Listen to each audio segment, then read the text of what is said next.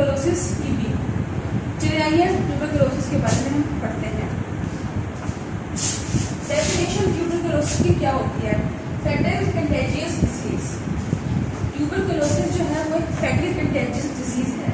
Contagious का मतलब है जो एक पर्सन से दूसरे पर्सन वेरी करती है, और फैटल मीन्स अगर हम इसका इलाज नहीं करवाएंगे तो ये हमें मौत की तरफ ले जाएगी। So it is a fatal contagious disease. Causative agents are mycobacterium tuberculosis. जो माइक्रो ऑर्गेनिजम्स जो हैं वो ट्यूबरकुलोसिस काज करते हैं, उनका नाम है Mycobacterium tuberculosis. Any affect any part of the body, mainly lungs. Tuberculosis जो है वो लंग्स के अलावा और भी बॉडी पार्ट्स को अफेक्ट कर सकती है। अब हम बात करेंगे ट्यूबरकुलोसिस के रिस्क फैक्टर्स की। Close contact with infected person.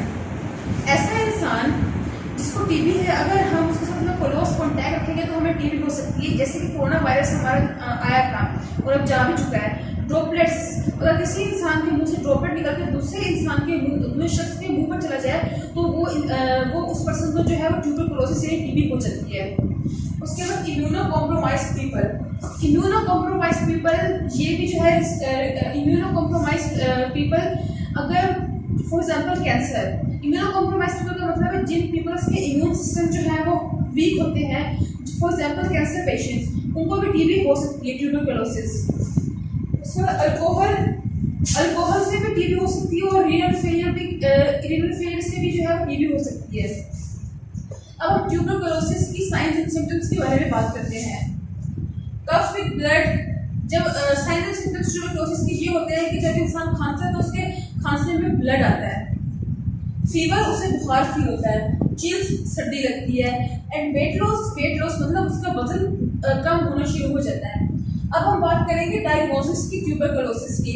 First of all diagnosis में आएगा हिस्ट्री। हम हिस्ट्री में ये देखेंगे कि इंसान ऐसे एरिया में रह रहा है, उसके सराउंडिंग ऐसे लोग तो नहीं है जिनको टीबी है। अब हम फिजिकल एग्जामिनेशन की बात करते हैं। फिजिकल एग्जामिनेशन में हम फ्लूइड देखेंगे लंग्स के अराउंड, और लंग्स के अराउंड फ्लूइड को कहते हैं प्लूरल डिफ्यूजन। और डायग्नोसिस में हम चेस्ट एक्सरे भी करेंगे ताकि हम तशखीस कर सकें कि इंसान को ट्यूबरकुलोसिस है कि नहीं, एक्सप्रेस करेंगे इसके लिए।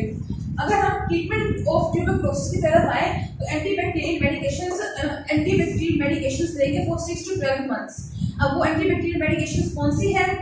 वो है isoniazid, INH, in combination with other drugs. अब हम ट्यूबरकुलोसिस की प्रिवेंशन की तरफ आते हैं। प्रिवेंशन, अपने माउथ को कवर करेंगे, वेयर मास्क पहनेंगे, पर्सन की वैक्सीनेशन होगी, और आइसोलेट। जिस इंसान को टीबी होती है, जैसे कोरोना वायरस में जिन पीपल्स को कोरोना वायरस था तो उनको आइसोलेट कर दिया गया था। अब जिस इंसान को टीबी है, अगर हम चाहते हैं कि दूसरे इंसान भी बचे रहें ऐसी फैटल बीमारी से, भली बीमारी से, तो हम टीबी के पेशेंट को जो है अलहदा कर देंगे, आइसोलेट कर देंगे। अगर हम टीबी के कॉम्प्लिकेशंस की बात करें, टीबी के कॉम्प्लिकेशंस में क्या होता है? अगर टीबी जैसी फैटल मोहलिक बीमारी का इलाज ना किया जाए तो ये किन चीज़ों को अफेक्ट करता है? आइए उन चीज़ों को देखते हैं। वो है bones, kidneys, heart, liver, brain.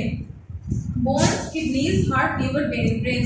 अगर हम ट्यूबरकुलोसिस का इलाज न करें तो ये सब ऑर्गन्स को अफेक्ट करता है। अब हम आते हैं ट्यूबरकुलोसिस की टाइप्स की तरफ। ट्यूबरकुलोसिस की 2 टाइप्स हैं, pulmonary TB and extra pulmonary TB. Pulmonary TB जो है वो सिर्फ लंग्स को अफेक्ट करती है, और एक्स्ट्रा पल्मोनरी टीबी में जो है वो है टीबी पेरिकार्डाइटिस। अगर टीबी जो है वो हार्ट को अफेक्ट करेगी तो वो टीबी पेरिकार्डाइटिस कहलाएगी।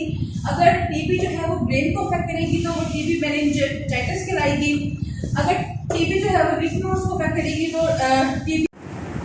WHO रिपोर्ट ट्यूबरकुलोसिस के बारे में क्या कहता है? वो कहता है 5.7 मिलियन केसेस जो है वो ट्यूबरकुलोसिस के हैं। 95% केसेस जो हैं वो डेवलपिंग कंट्रीज में हैं। अब हम ट्यूबरकुलोसिस की ट्रांसमिशन के बारे में बात करते हैं। ये एक ट्यूबरकुलोसिस जो है यानी टीबी, ये एयरबोर्न डिजीज है। ये ट्रांसफर होती है from infected person, from coughing and sneezing. अगर कोई भी इंसान ट्यूबरकुलोसिस से इन्फेक्टेड है और कोई अनइन्फेक्टेड इंसान उसके साथ बैठता है तो ड्रॉपलेट उसके मुंह से उसके मुंह में जाएंगे और उसको ट्यूबरकुलोसिस हो जाएगा। स्नीजिंग मतलब छींकने से हो जाती है ट्यूबरकुलोसिस, और कफिंग खांसने से जो है वो ट्यूबरकुलोसिस इससे जो है वो ट्रांसमिट होती है ट्यूबरकुलोसिस। सो आई होप तो आपको मेरा आज का टॉपिक बहुत पसंद आया होगा। Please like and subscribe my channel. Allah Hafiz.